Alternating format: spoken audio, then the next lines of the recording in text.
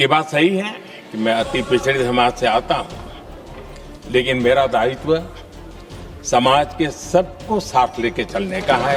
हमारी सरकार बनने के बाद दलितों पर होने वाले अत्याचार को रोकने के लिए कानून को और सख्त कर दिया गया।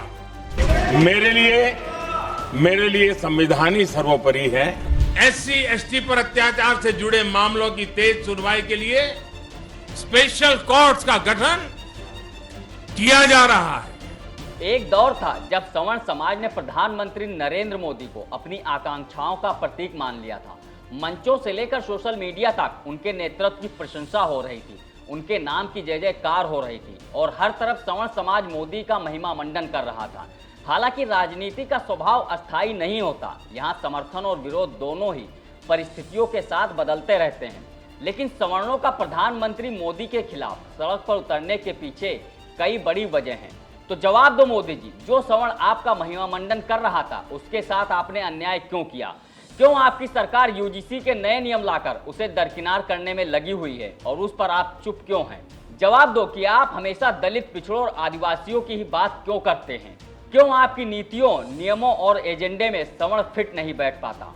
नमस्कार, मेरा नाम है शैलेंद्र और आप देख रहे हैं जवाब दो। आज वही सवर्ण जो कभी मोदी के समर्थन में खड़ा था, अब उनके कुछ फैसलों और नीतियों पर सवाल उठाने लगा है। ये बदलाव अचानक नहीं आया, बल्कि समय के साथ कई घटनाओं और नीतिगत फैसलों ने इस दूरी को बढ़ा दिया है।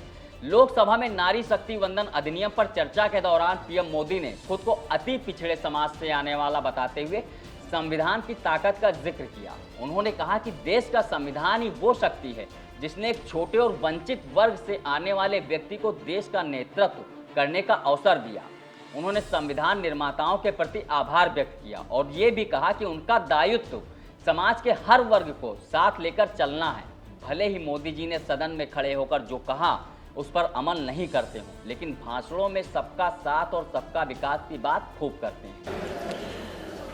ये बात सही है कि मैं अति पिछड़े समाज से आता हूं, लेकिन मेरा दायित्व समाज के सबको साथ लेके चलने का है और यही मेरे संविधान ने मुझे यही रास्ता दिखाया है। मेरे लिए संविधान ही सर्वोपरि है और इसलिए ये संविधान की ताकत है कि मेरे जैसा अत्यंत छोटे समाज का, अति पिछड़े समाज के व्यक्ति को इतना बड़ा दायित्व देश ने दिया।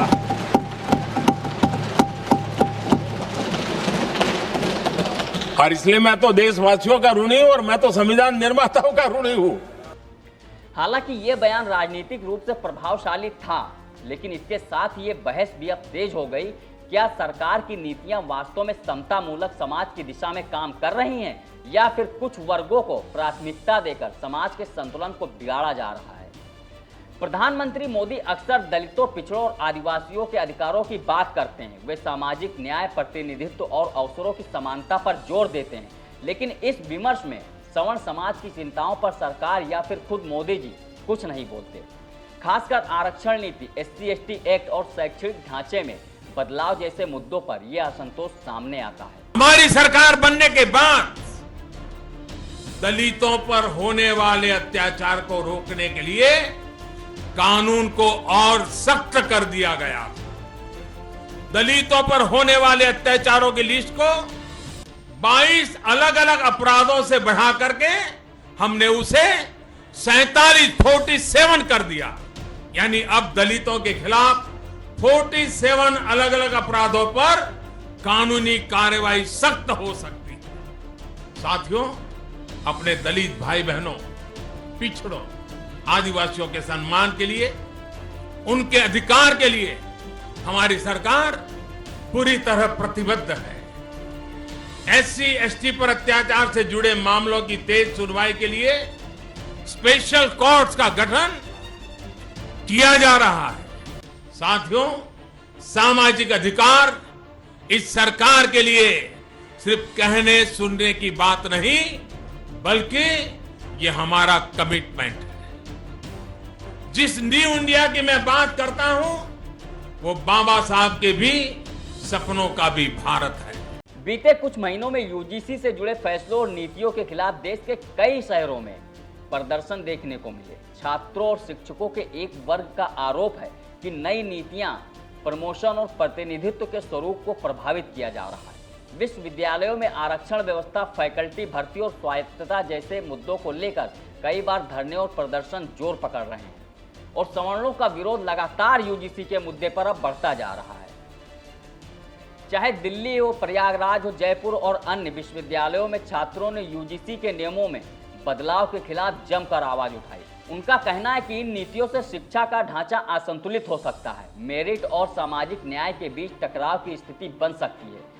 वहीं सरकार और उसके समर्थकों का तर्क है कि ये बदलाव उच्च शिक्षा को अधिक समावेशी और व्यापक बनाने की दिशा में उठाए गए कदम हैं। लेकिन यही वो बिंदु है जहां समता मूलक समाज की परिभाषा पर असली बहस शुरू होती है और सवाल उठता है कि क्या समता का मतलब ऐतिहासिक रूप से वंचित वर्गों को विशेष अवसर देना है या फिर सभी वर्गों के लिए समान नियम लागू करना। प्रधानमंत्री मोदी का राजनीतिक संदेश साफ है कि वे खुद को सामाजिक न्याय और संविधान के मूल्यों के संरक्षक के रूप में प्रस्तुत करते हैं, लेकिन दूसरी ओर सवर्ण समाज की अपेक्षाएं अलग हैं और यही सबसे बड़ी समस्या बन जा रही है। राजनीति में परसेप्शन ही कभी कभी वास्तविकता बन जाती है। एक समय था जब सवर्ण समाज नरेंद्र मोदी को हिंदू हृदय सम्राट कहता था, लेकिन आज वही समाज सवाल खड़े कर रहा है जो उनके विचारों की और उनकी पार्टी के लिए सड़कों पर संघर्ष कर रहा था।